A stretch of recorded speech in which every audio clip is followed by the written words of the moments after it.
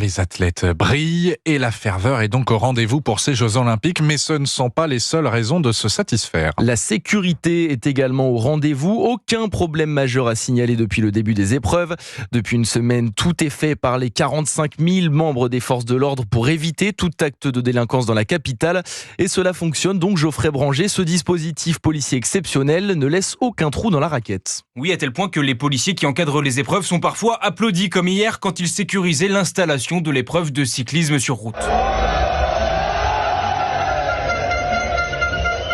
Mais derrière cette euphorie olympique, les Parisiens s'inquiètent d'un retour à la normale après les Jeux. On voit souvent soit des policiers, soit des militaires passer, c'est assez rassurant. Après les JO, il y aura aussi naturellement un relâchement. Tant qu'il y a des policiers, ça va. Malheureusement, après, ça risque de revenir à la normale qui n'est pas excellente. Les policiers vont revenir au nombre normal.